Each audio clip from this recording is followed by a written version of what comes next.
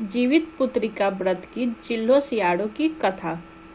चिल्लो और सियाड़ो दोनों नर्मदा नदी के किनारे बरगद के पेड़ पर रहते थे। पेड़ की डाली पर चिल्लो रहती थी और पेड़ के नीचे सियाड़ रहता था। दोनों अपना जीवन खुशी से जी रहे थे। एक दिन दोनों ने देखा कि नर्मदा नदी के तट पर बहुत सारी महिलाएं स्नान कर पूजा पाठ कर रही हैं और सब महिला जितिया की व्रत के बारे में बातें कर रही हैं।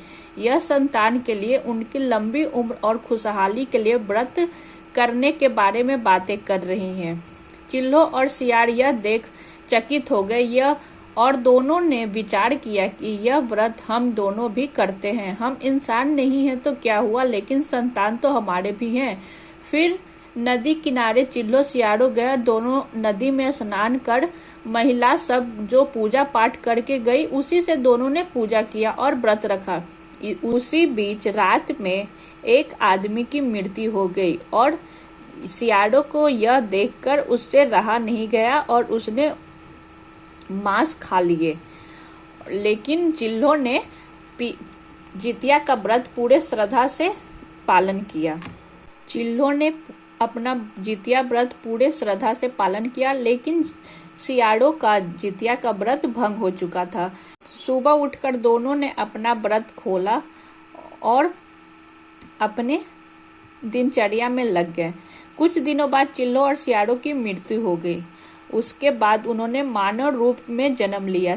दोनों सगी बहनें हुई। बड़ी बहन का नाम कर्पूरावती और छोटी बहन का नाम शिलावती रखा गया। वह दोनों बड़ी हुई तो बड़े बहन कर्पूरावती की शादी राजकुमार के साथ हुई और छोटी बहन शिलावती की शादी एक ब्राह्मण के घर में हुई। दोनों बहन को 7 पुत्र हुए। छोटी बहन शिलावती को जो ब्राह्मण के घर में शादी हुई, उसके 7 पुत्र जीवित थे। सब अपना खुशहाल जीवन जी रहे थे, लेकिन बड़ी बहन कर्पूरावती के सभी पुत्र एक एक करके मर गए। इससे बड़ी बहन को छोटी बहन से जलन होने लगी। उसके सभी पुत्र जीवित हैं, उसके घर में सुख शांति है, हम राजा हैं और हमारे घर में सब कुछ है, फिर भी हमारे पुत्र जीवित नहीं होते हैं। मेरी छोटी बहन डायन तो नहीं, जादू टोना तो नहीं करती, इसलिए उसके पुत्र जीवित हैं। इसके बाद बड़ी बहन ने प्लान किया कि अब उसके बेटों को मार ही देते हैं, फिर दोनों के बच्चे नहीं रहेंगे। रानी कर्पूरावती ने राजा से शर्त रखी कि मेरी छोटी बहन शिलावती के 7 पुत्र जैसे ही आएंगे उसका सिर काटकर मुझे दे दीजिएगा। राजा मना भी किया, लेकिन रानी की शर्त मानना ही पड़ा। राजा ने चंडाल को आज्ञा दी कि उसके पुत्र का सिर काटकर ले आओ। चंडाल आज्ञा मानकर रानी को 7 सर दिया। इसके बाद रानी ने लाल कपड़े में सभी बच्चे के मुंह को लपेटकर डाली में डालकर अपने बहन के घर भिजवा दिया। जब शिलावती और बहू ने व्रत खोला तो उन्होंने कहा कि मेरे बड़ी बहन के यहाँ सामान आया था, देखो उसमें क्या है। रानी है बहुत कुछ उपहार भेजी होगी। जब डाली में देखी तो उसमें नारियल थे। कहानी में बताया गया है कि ईश्वर ने जितिया व्रत के प्रभाव से सभी मुंड को नारियल बना दिया। उधर रानी प्रतीक्षा कर रही थी कि मेरी बहन के यहाँ दुख भरा समाचार आएगा तो वह खुश होगी। अब वो छोटी बहन के भी पुत्र नहीं है। उसने जब यह समाचार नहीं सुना तो उसके बारे में राजा को बताया। इस पर राजा कहते हैं कि तुम्हारे कर्म बूढ़े हैं, इसलिए शिलावती के सभी पुत्र जीवित लौटकर मुंड नारियल बन गए।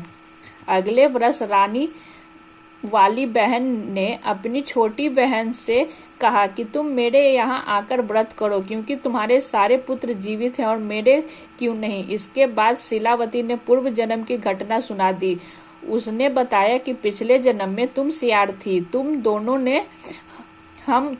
दोनों ने व्रत किया, लेकिन तुमने अपना व्रत भंग कर दिया था। अपने बारे में बताया, मैं चिल्लो थी और जितिया व्रत मन से की थी।